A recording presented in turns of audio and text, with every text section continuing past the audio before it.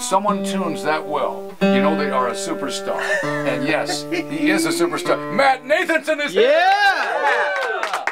How are you, my friend? I'm great. How are you? Well, you're looking at a fan because, you know, first of all, Come On, Get Higher, double platinum. Modern Love, everybody's just can't wait to hear every track. But we're just talking before we went on, Rick Dees and Matt Nathanson here, and I got to say, when you have an album and it has all these tracks on it, for example, on Modern Love, how many tracks are there? I think there's 11 on that. Yeah, so you have 11 babies, really? Yeah. And so you want to nourish and nurture this baby, and the baby is born. You don't want to go to a concert and have somebody say, I don't like your baby. Totally, that baby's ugly. You don't want that to happen. Yeah. So is it safe to say that on every song you wrote, recorded, and put on this album, you gave it your absolute best? Oh yeah, I'm a firm believer in the album as a concept, right? From song 1 to song 11 being an arc, like a story. Right. So I'm sort of one of the last bastions in my genre of music, holding on to that idea as we slip further into singles and that kind of stuff. I really do believe in that. So for me, I committed, yeah, 100%. So when you committed, what is the commitment on this new album, Modern Love? What is it? It was like, it was fun. We recorded it in San Francisco and here in Los Angeles, and it took about a year and a half, and it was great because it was the first time I got to sort of make a record and not be on tour to support the other record and making it in between. It was the first time I got to take a long time and sort of submerge myself in the record making. What does that do to your family? Well, you know, it's nice. It's great to be able to be home, you know? It's like, and you know where your underwear drawer is as opposed to, like, you know what I mean? Yeah. I couldn't believe my underwear went in a drawer. I'd been on tour for about 15 years at that point. It usually goes on the floor. Totally, yeah. I was like, oh, this is a novel concept. Well, now, Matt, when you're on tour, though, who picks up your underwear? It's usually, I just sort of have one of those grabber things, you know, that has a long reach. Right. And that's how I do it. So I don't have to actually touch, you know what I'm saying? Yeah. If I were to talk to your wife or your lady, what would you say? I hate it when he blank. You know, what is it? Now that because you're at home. Yeah, I mean, I hate it when oh man, when he plays hair metal at the top. I mean, like every morning, I like to listen to Def Leppard. You're kidding. Bon Jovi. Is that the way you wake up? Well, I love that stuff. So I'm sure that gets a little trying, you know? That can be tough. Yeah. Let's just talk about what it's like when you get the word from the record company that you can settle back now because your album has gone double platinum, which means in America that means you've sold 1 million. Yeah. And with people pirating and everything else, that's like in days gone by selling 4 million. Yeah, it's fun. It's because I'd made a bunch of records independently before I got on a label, and I'd been touring. You know, started out touring in a car, kind of moved up to a van, moved up to a van, moved up to a crew, moved up to a bus. So for me, it was this sort of nice, validating moment, you know, to have a song and a record that sort of took off. And so for me, it was a pleasure, you know. Yeah. Really fun. I remember the first time I heard "Come On, Get Higher." I said that could really go all the way. It did. But then I think I would hold the record. I played "Come On, Get Higher" You did. 420,000 times. You ruled. You totally supported it. It was awesome. I'm the opposite of that person who says, I don't like your kid.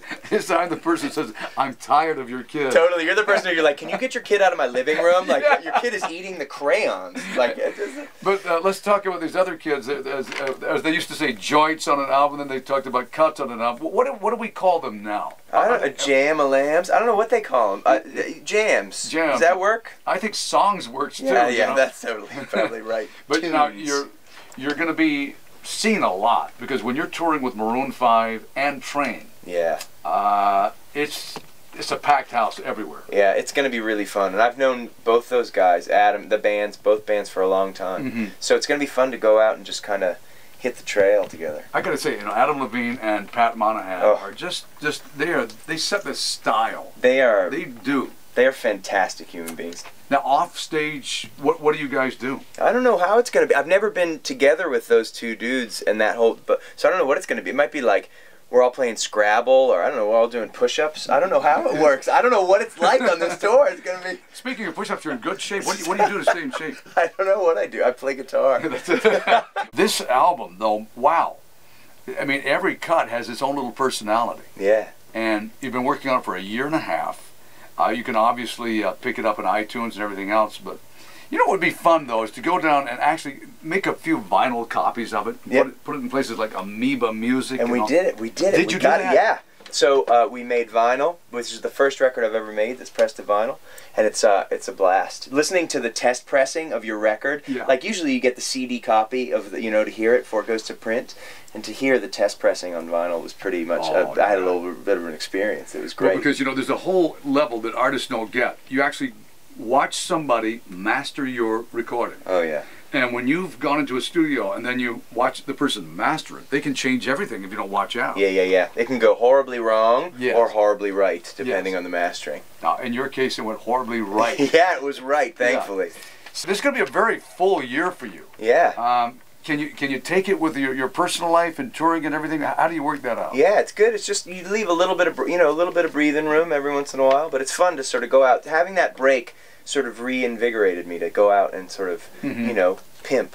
That's what I like to call it. I'm getting my pimp on. Right. It's going to be good. And Aaron, when you go to Massachusetts, you're going to be there this summer, I think, aren't you? I thought you're going to a few times. Yeah, a few times this summer. Yeah. So that's got to be fun to go back. You invite your friends in. You charge them for tickets. Oh yeah, of course. Sure. You say, and you make them buy shirts. It's great. Sort of little industry. Yeah.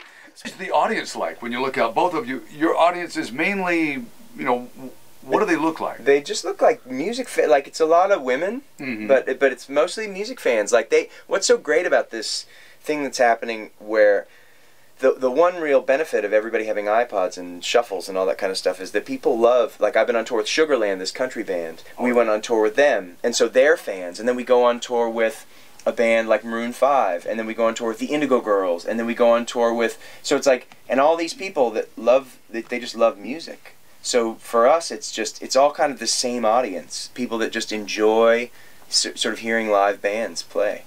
And when you're off, is listening to music something you do, or you really? Passionately. How about that?